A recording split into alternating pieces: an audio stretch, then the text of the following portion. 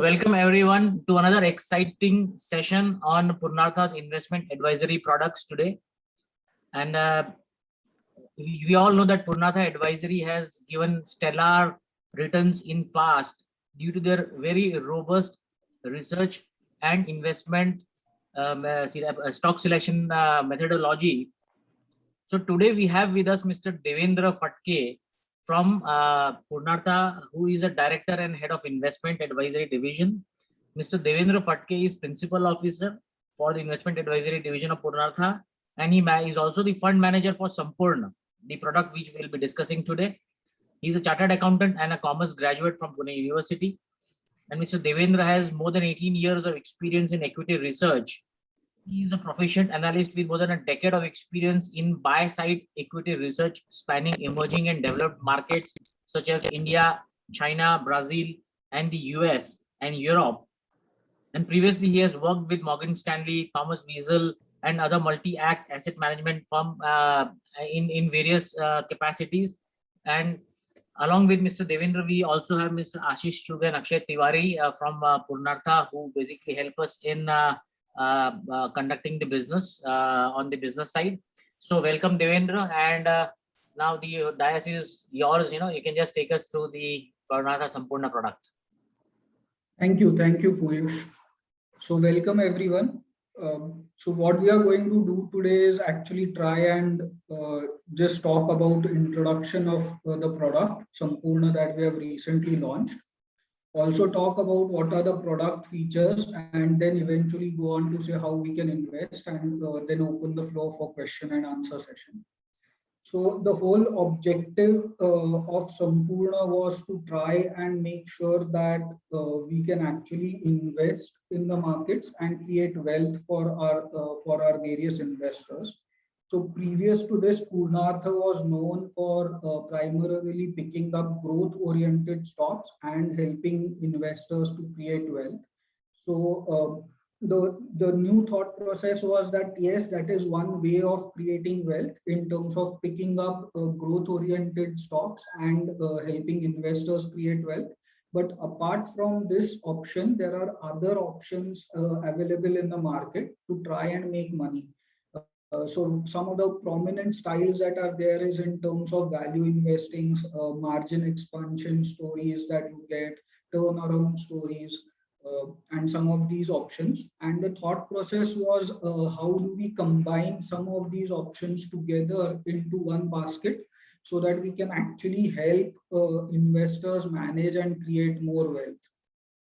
So one of the key thought processes that we had was to combine these different available styles in the market to manage money. And from that perspective, we have come out with this product Sampurna. Here we are actually trying to combine three basic styles of investing.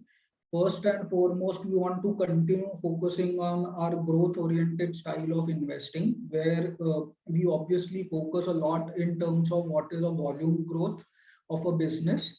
Also, does the volume growth lead to the revenue growth, operating profit growth, and the eventual net profit growth? So the entire focus here was to actually focus on profit loss balance sheet items, focusing on net cash companies, where the top to bottom line growth is driving, and there is a huge sectoral tailwind to the entire story.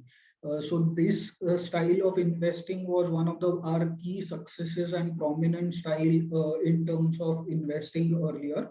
So we wanted to continue with some part of this in the Sampurna portfolio as well. The second style, which is very important and where we did not participate earlier, was when there was a structural change happening in the entire business or the company, and because of which the management was able to either reduce cost in such a fashion or drive operating efficiencies in the manner that the operating margin expansion story used to be successful and was a long-term story kind of thing. So here the top line doesn't necessarily grow at a very fast pace. It lingers in single digits, so around 8%, 12, 10% kind of stuff. But the operating margin is expanding from 12% to 15%, 18% kind of thing, driven primarily by cost controls and by substantial improvement of efficiencies or by economies of scale. So this part of the entire style of investing was earlier not focused on Purnartha, but we realized that this is a very important way to generate wealth in the entire wealth creation thought process. And hence we have added this as one of the key styles that we wanted to combine with. Lastly, but not least, what we also wanted to get into is some of the classical defensive normal stocks kind of thing, which is your typically Asian Paints, HDFCs of the world, where the top to bottom line growth is again pretty consistent, rock solid at 12 to 18 kind of a percent. And within that rock solid businesses that we have historically seen, there are times wherein some of these companies continue to outperform or have much better periods compared to some of the leaner periods which they have. So for these defensive stocks, we want to focus on some of these good performing stories when they are actually outperforming rather than going through the lean phase where they have. So businesses are rock solid here, well-known names, but the growth that we are seeing for 1 or 2 years that we see here is going to be much better than the earlier time period. So these are the three primary different styles that that we really wanted to combine and get into a new product in Sampoorna. So from that, sorry to sorry. Sorry to interfere. A few of the guests, they wanted to go a little slow so they can understand things. Sure, sorry for that. So the thought process here was to combine these three styles in terms of growth, margin expansion, and defensive style of investing with well-known names, and then help investors create wealth. So that was a thought process for launching the new Sampoorna product. The way we wanted to do it is, rather than doing it only in terms of pure fundamental data, which Purnartha is very well known for, we wanted to also start saying that we want to look at stock prices, and a lot of analysis from that perspective was done on a quantitative basis rather than pure fundamentals. So what we've realized is that over a longer time frame, one of the best ways to actually try and capture which style the market likes and is today focusing on can also be through a lot of quantitative data that we have been collecting over the years, and allow the quantitative proprietary algorithms to run so that we can identify at this point of time in the market which is the preferred style, whether it is growth oriented or margin expansion story or the defensive styles that are really working, and make the portfolio dynamic in such a fashion that we allow it to change from one aspect to another as and when required. So from the research perspective, to make it sure that the model is actually agile and dynamic, to make sure that the changes can be absorbed by the portfolio, we have done the research process, bifurcated it into two aspects. One is quantitatively driven and the second is fundamentally driven. Devendra, there are many participants, sorry interfering again. So many participants who are not able to listen to you. Can you be a little closer to the mic and speak a little louder, please? Yeah, is this better or? Yeah, it's better. Yeah, Yeah. I hope everybody is able to listen now. Yeah, it's much better. Okay, yeah. So on the two aspects that we are really looking for is, one is the quantitative stuff and the second is the fundamental driven stuff. On the quantitative side, what we are really looking for is that we are trying to put that entire stuff into two baskets. One is in terms of risk and another is in terms of returns. So at any point of time, the thought process is that we do not want to carry unnecessary risk in the portfolio. We want to manage the risk very, very tightly and then focus on the returns. So from that perspective, we are looking at two important things in terms of risk. What is a drawdown and what is the recovery?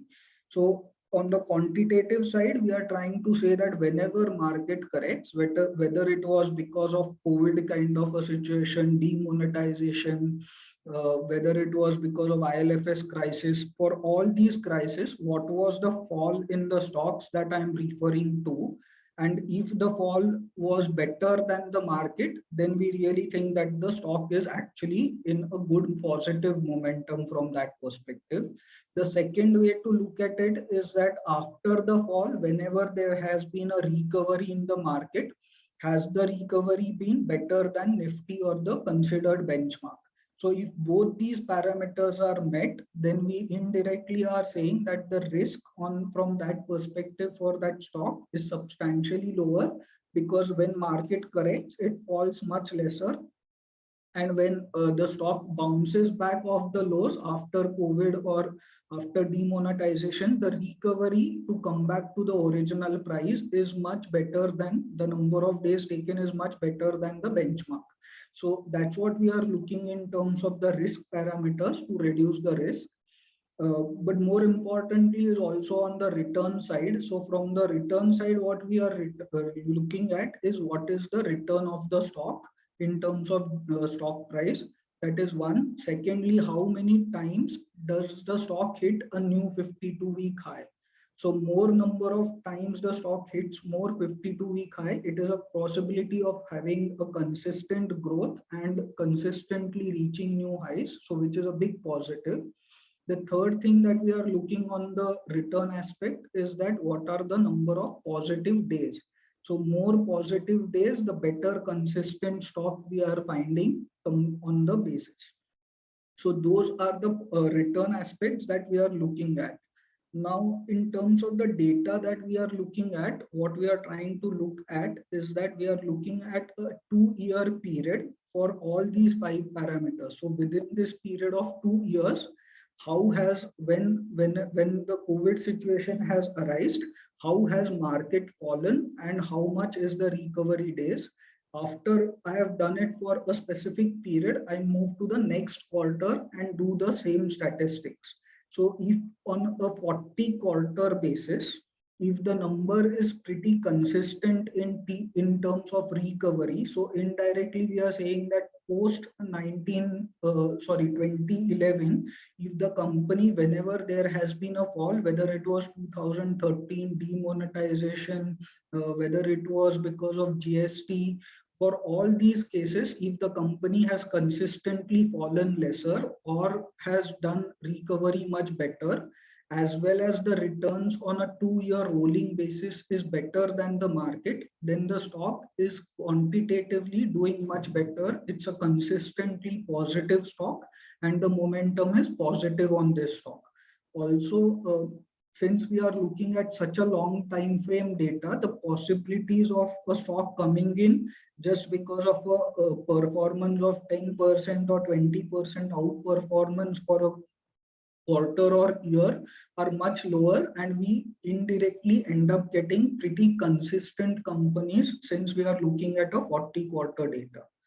The next thing that we are looking at is in terms of fundamental data. So there we want to keep focusing on net cash companies. The idea there is that apart from BFSI sector, we want to focus on all the companies which are net cash, which inherently again reduces the risk of any company of going bust, since the company does not have any debt, and secondly, it also reduces the possibilities of fraud.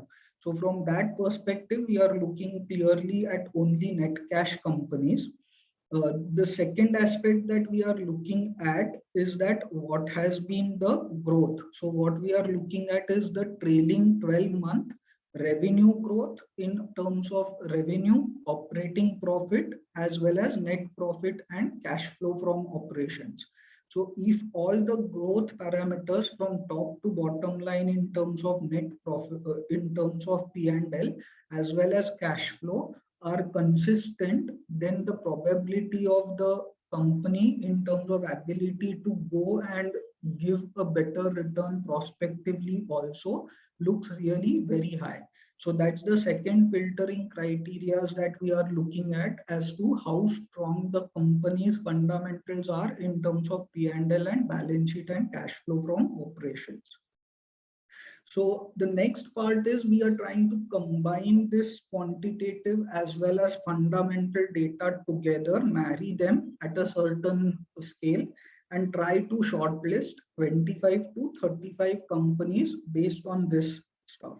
So the thought process here is that once we shortlist this 25 to 35 companies in terms of best companies in ranking across the two broad methods that we are focusing on, which is quantitative and fundamental, we then shortlist these 25 and then move to the next stage in terms of creation of portfolio between 12 to 18 stocks. So here the thought process is that from moving from 25 to 35 companies, the thought process very clearly is that we want to focus on 3 or 4 criteria very importantly. First, how many times does the stock repeat in the last 10 years of data in terms of portfolio appearance? The higher the number of times it appears in the portfolio, the better it is. The second is it a part of my last portfolio? So the whole idea here is to avoid unnecessary churn for just a quarter. So we are looking at whether it is already a part of my portfolio.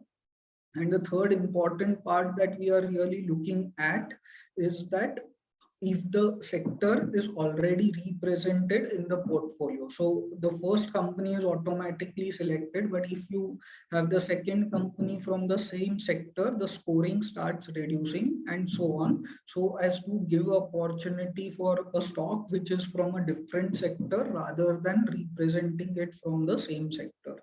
So that is a thought process while arriving at 12 to 18 stock portfolio. The portfolios are going to have weightages which are different than each other as the construction continues to grow. So that's the thought process in terms of overall research process here.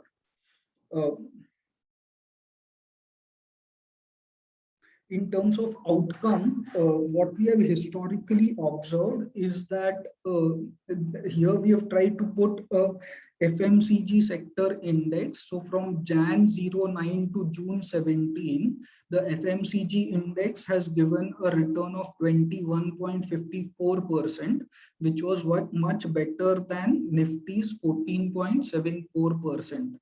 And for the same period, when I have done the back testing, inherently the weightage of FMCG companies in the back-tested portfolio kept on increasing from 1st Jan till June 17.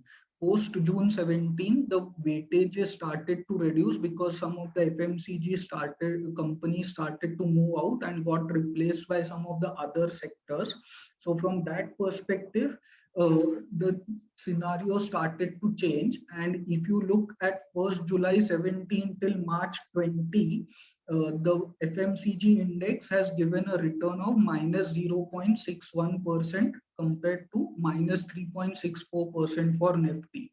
So what we are trying to say is that within the entire Purnartha's dynamic portfolio allocation that we are seeing, we will actually be able to see the allocation to sectors when the performance of that sector is relatively much better than the benchmark.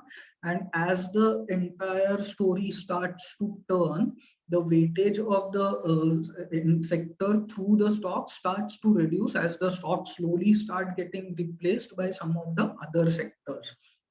This practically happens primarily because of the fact that on a quantitative basis, we are ranking the stocks rather than just going around and selecting a specific stock in terms of bottom out. So typically what happens is that post July 17, the growth as well as the positive momentum of a FMCG stock starts to fade, while as some of the other sectors started to do better, and hence the other sector companies started to replace the FMCG companies in the portfolio, and hence the weightage started to come off. Similar example, the last one, NSE IT. So 1st April 09 till June 16, there were a lot of IT companies in the portfolio and the weightage was higher, kept on increasing. So the benchmark index out there gave a return of 24.13% compared to 14.93%. And post June 16, the weightage of IT companies started to reduce. And if you look the returns from 1st July to 16 to 31st March 20, the benchmark return is 3.74 compared to 0.98. So some of the other sectors started to get better allocation after that. In terms of stocks, some of the stocks that were a part of the back-tested portfolio that we have is like stock like Unichem, which was a part from Jan 08 till December 10. The CAGR was 46% compared to 0% of the Nifty's return. So while it was a part of the entire portfolio, the returns were pretty good, but post that exit, if you look, the CAGR return of Unichem has been only 4% compared to Nifty's 8%. So again, even in terms of stock, if you look, the performance is really good when it is a part of portfolio, and once it really moves out, the performance has deteriorated. I have specifically added a stock like ITC. We typically hear about a lot of WhatsApp messages here and there of ITC, where we keep hearing that the stock is dud and has not given any returns. And I was also really surprised that it was a part of the portfolio from October 11 till March 18. But when I look at the stock specific performance for this period, the CAGR of ITC was actually 12.59% compared to Nifty's 11.64. So it was relatively a better performer compared to benchmark on that basis. And post April 18 till March 21, the stock has hardly returned anything. In fact, it's a negative return of 1.5% compared to Nifty, and that is why it is out of the portfolio. So again, the thought process is same, that as and when it is a part of the entire portfolio, it's really done well. The last example is of Godrej Consumer. Here I have specifically wanted to show that it was a part of portfolio in July 09 till March 14, where it outperformed.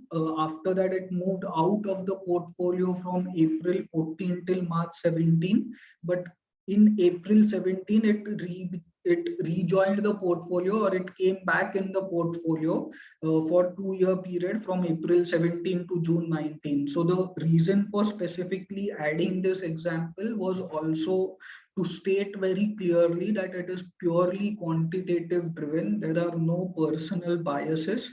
So if a stock comes back after a couple of years in the portfolio, it can be a part of the portfolio again without any hesitations. So there is no human intervention, and that is one of the biggest advantages of the quant model that we have added. So although it is bottom-up picking, it does remove all personal biases and opinions from that perspective while doing the entire portfolio construction. The last part of the stuff is in terms of return. So if you look at Sampoorna's back-tested returns, the CAGR will vary from 17 to 33%. But if you look at it compared to Nifty, there is a consistent outperformance of performance of 5 to 10% to Nifty. That is what we are really expecting over longer term, that the portfolio of Sampoorna would actually be able to outperform Nifty by 5 to 10% on a pretty consistent basis.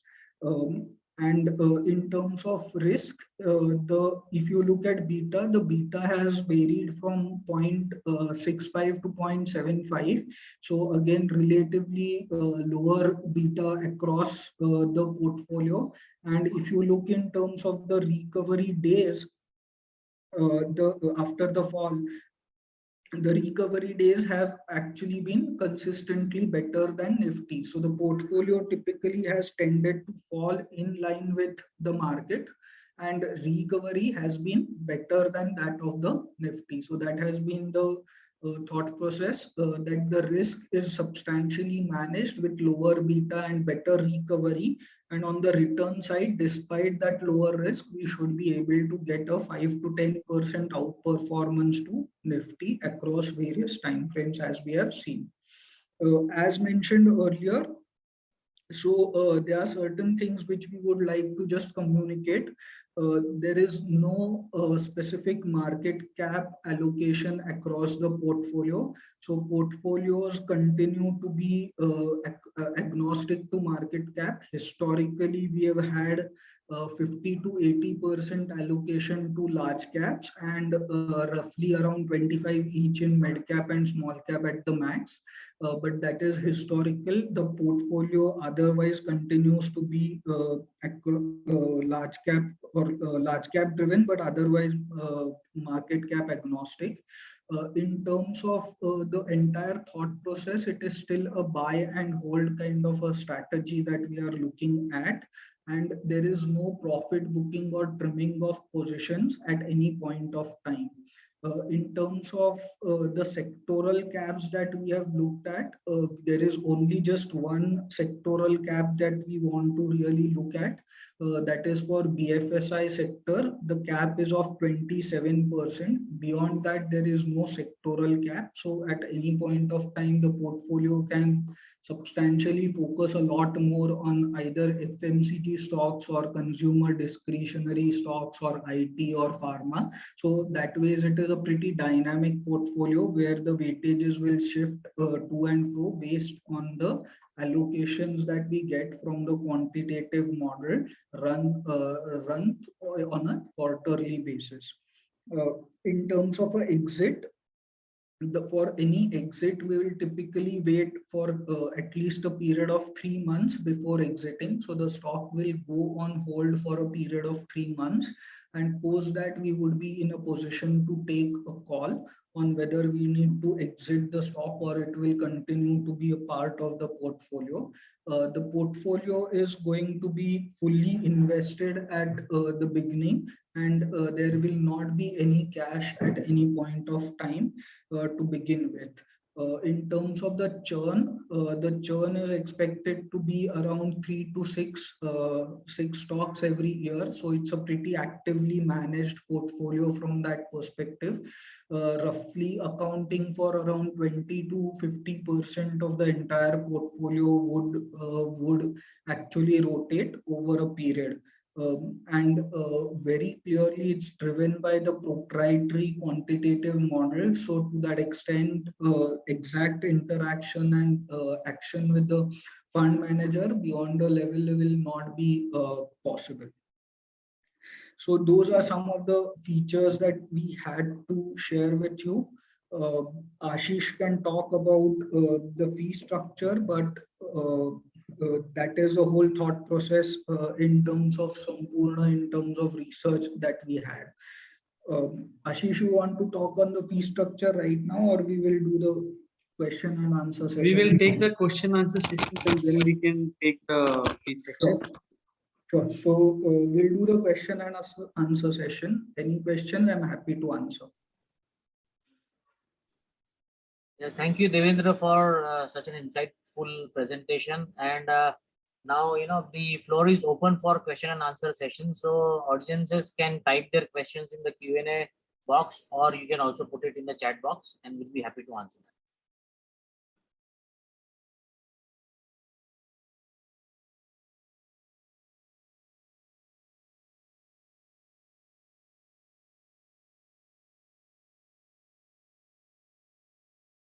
So Devendra, one question, till the audiences start talking about the various doubts or questions they have. One question everyone wants to understand is that at this juncture, when the markets are at all-time high and there is a lot of perception that the valuation is also a bit expensive, if you can throw some points towards how to approach the market and then invest into these kind of portfolios, I mean, that will definitely help.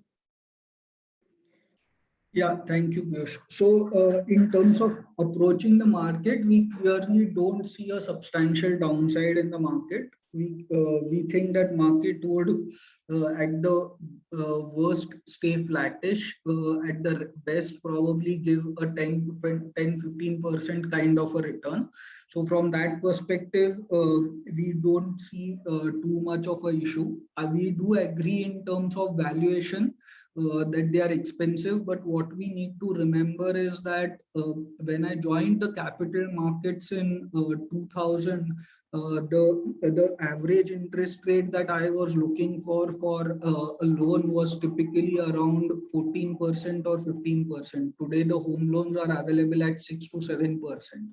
So from that perspective, as the interest rates continue to remain low, the entire multiples for equities are also going to increase. So I think at some point of time, we need to move ahead of this average 18%, 18 times of multiple for the market and keep comparing with the history when the interest rates and inflation was pretty high, and move on, especially for strong fundamental companies where we have seen that FMCG companies or some of the other good companies have actually quoted at probably 35-45 times for almost a decade now.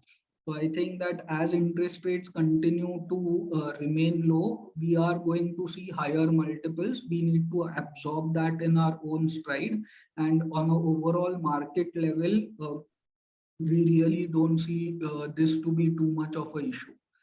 In terms of specific to Sampoorna, as I said, the whole idea is to also add a defensive flavor to the entire product. So from that perspective, I think some part of the portfolio, around 30% of the portfolio is right now already focusing on FMCG products compared to FMCG discretionary products. So one is that obviously FMCG products by their definition will have a consistent demand. So we are already focusing the product portfolio is already substantially focusing on that. The second aspect is that we are all focusing only on net cash companies, so fundamentally strong companies that we are looking at.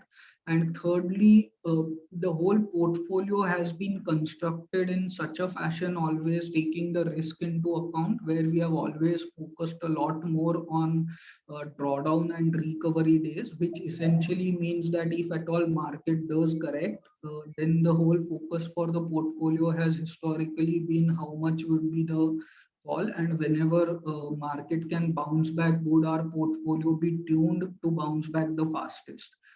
Because of these reasons, I think that we should be able to just go ahead and invest in the product. Great. Devendra, one question is coming from Mr. Jaimin Sheth, who happens to be one of our partners. If you can just go to that beta slide, he wants to know the standard deviation. So maybe that risk and Nifty beta correlation that could help. Yes, so as I said, the beta is 0.6 to 0.75. The standard deviation, I think, would typically be in line with the market, not beyond that. But we can come back to you on that data, on the historical numbers that we have done. Correct. And of course, we'll be sharing the presentation as well, with the audiences later on. And of course, I mean, Devendra, this is a great slide where your beta is low, and typically the overall recovery time versus, when you say drawdowns versus recovery, that we have seen that Purnartha has been able to manage it very well in terms of the overall market volatile, the cycles which market sees from volatility point of view. Yes, Yes, so that's the whole reason why I've been saying that I don't think we should be worried about the market after a point, because the drawdown would typically be in line with the market, but the recovery would be much better than the market for Sampoorna product. Correct.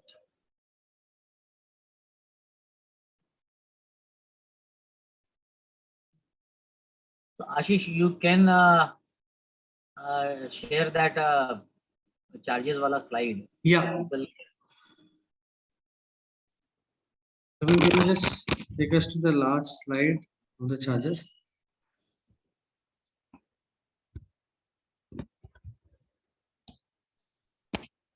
So it's a first, the product itself says that it is a fixed fee structure.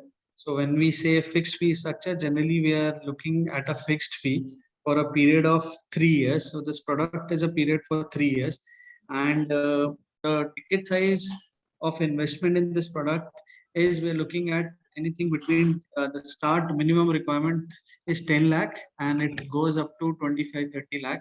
So anybody who's looking to invest between 10 lakh to 25 lakh, is this product is ideal for them.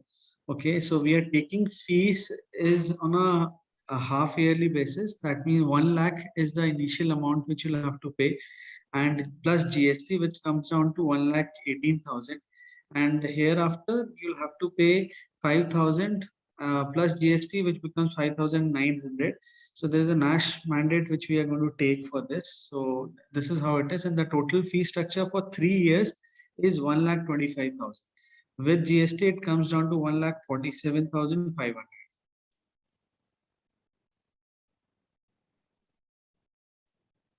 Any question regarding this? You're free to answer. We are here to solve the queries.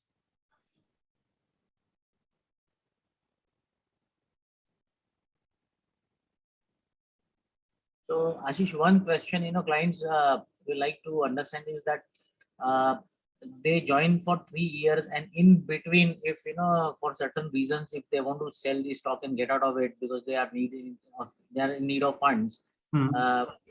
how that can happen? So the thing is, see, it's a 3-year product where the client has a right to move if he wants to move. But once the fees is taken, it is paid for it. So suppose you have paid initially, you have paid for 1 year and you don't want to continue, you have a right to disconnect, but the fees what is paid is not refunded on that. Okay. And we're getting one question that fees is same for 10 lakhs as well as 20 lakhs. Yeah. So yes. So it's the product itself says the fixed fee structure. So we have kept a range for people in between 10 lakh or 25 lakh you can invest. So there could have been a different range if I would have charged him for 1 year, then every year I charge him. So over here you get the advantage of upside of the portfolio, and your fees is also fixed. Sure. Ashish, Akshay this side, you should just wanted to add one bit that, with regards to the fees, as Ashish said, that, it is a fixed fee structure, and, 1.25 lakh is the fees irrespective of the amount that is managed. So one way that the clients can also look at it is, like Devendra was speaking about markets being, valued where they are. And, this is a time that clients also look to do a, staggered allocation. So that is something that the clients can also look at, that you start with a 10 lakh, amount, and then keep adding, a lakh a month, or, 50,000 a month, or however that you want to do it, because the fees is fixed irrespective of the amount that you want to deploy.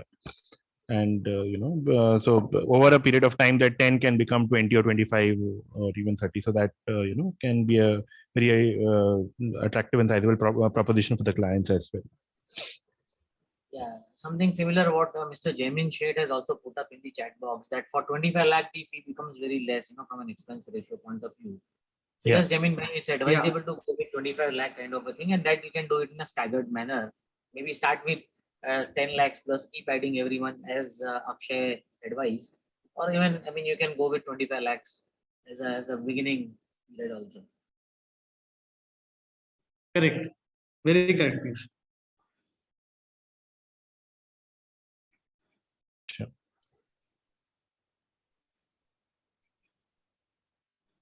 Piyush, in case there are any other questions, both Ashish and Devendra is there. So, anybody wants to understand anything will be very helpful.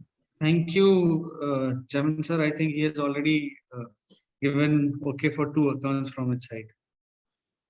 Yeah. Yeah. Thank you, Jamin bhai. And friends, we still have the time and the Q&A still on. In case if you have any questions, please feel free to ask here.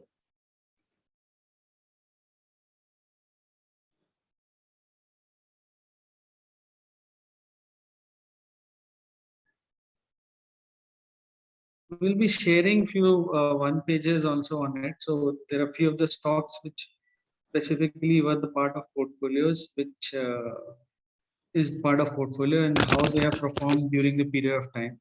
So these are few things, add-on things which we'll share.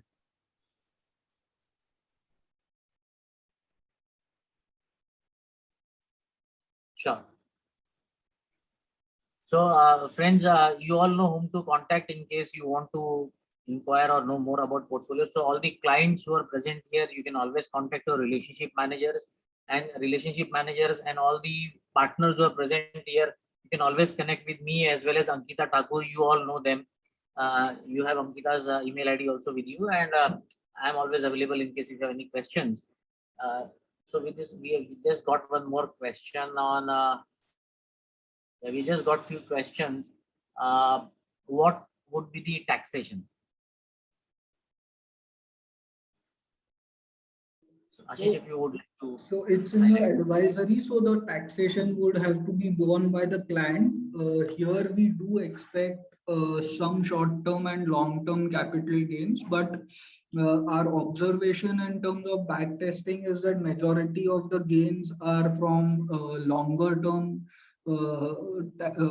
stocks which we have held. So most of the majority of the gains would be under the LTCG regime, but there would be some amount which can come in at 15% for STCG, either gain or loss. Okay, so the taxation mostly would be on the long-term gain side, but there could be 1 or 2 stocks here and there which could go for some kind of a churning based on the economic situation. So that side possibly you might be facing a short-term capital gain tax. Otherwise, as Devendra said, that back testing results are showing that most of the scripts will be there for more than a year, and in fact longer actually, because Yeah, Yes, so so typically, average holding period typically is around 2.5 years. So from that perspective, the majority of the gains come in from stocks which are held for around 2 odd years. So majority of the gains would be subject to long-term capital gains tax, but there will be some churn and it's actively managed, as I mentioned. So from that perspective, smaller amount of gains and few sometimes losses would be for short-term capital as well. there is another question which says, why don't we charge 1.25 fees one time annually? So this is as per the regulatory changes which has happened from SEBI. So that is the reason on a fixed fee structure, we are charging it on a 3-year basis.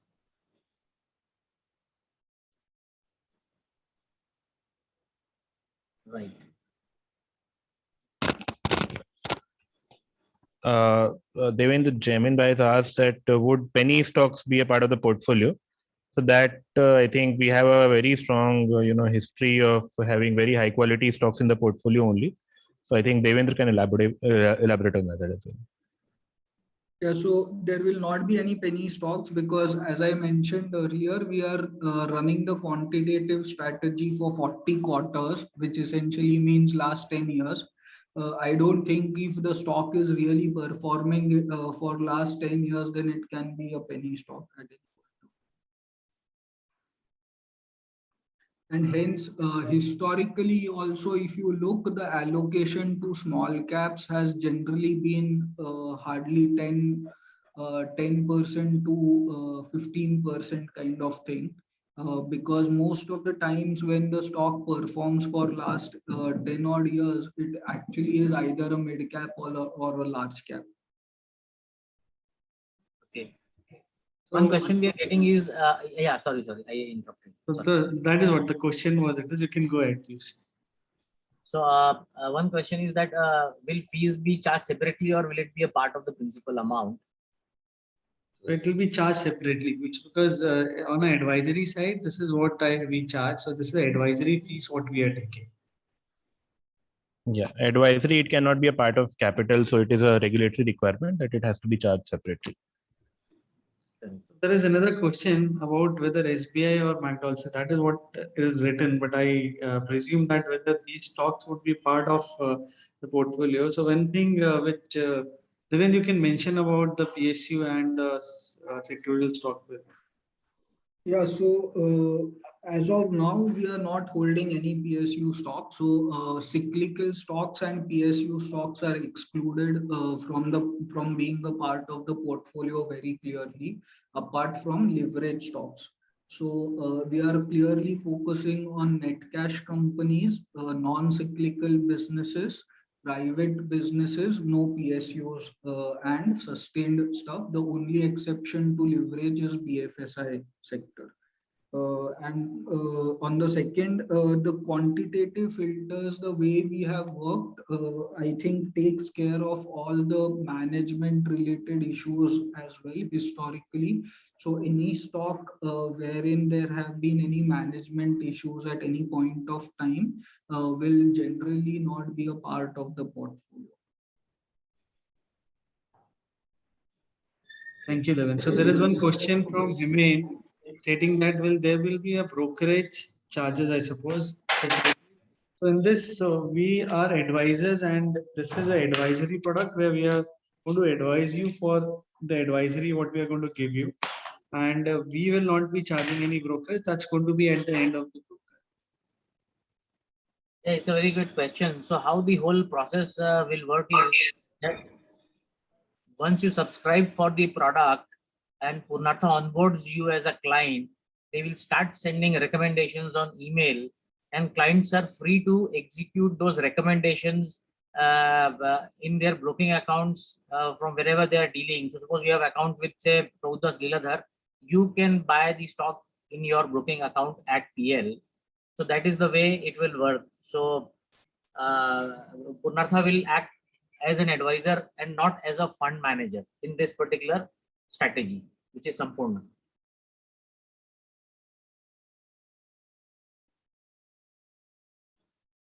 There are very stock specific questions which are coming. So either Dabur and UBL. So Yeah. So Devendra, we will not be able to answer stock specific things, yeah, but on sector specific, Devendra has already answered. Yeah, so I think that given the market situation where where we are seeing stuff in terms of confidence post the COVID wave two, I think there was a recent survey as well that most of the consumers are now focusing a lot more in terms of FMCG goods rather than consumer discretionary. And from that perspective, as I mentioned earlier, the Sampurna product portfolio is already tuned for that. And I think one of the largest exposures that we have for today is probably in FMCG stocks.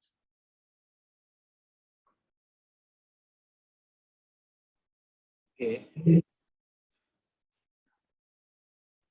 So there is another question on our previous portfolio, the main portfolio. Still, Purnartha holds Ujjivan Financial Services in the portfolio.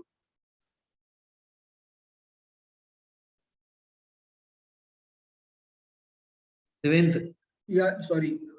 Yeah, so we do hold and we are a hold on Ujjivan as of now. It's not a buy, The it's a old hold. portfolio. I'm very clearly in the old portfolio, not in Sampurna.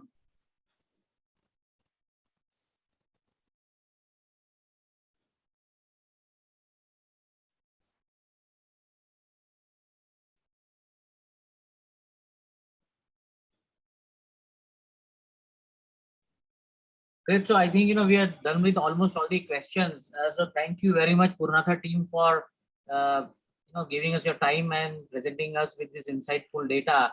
And we hope that we'll keep doing this kind of interactive sessions with our clients and our partners so that they can benefit with the wisdom which you have on the research side. And with this, actually, I thank each and every one of you for spending your time with us today. Thank you very much. We'll see you again in our next sessions coming in the next week. Thanks a lot.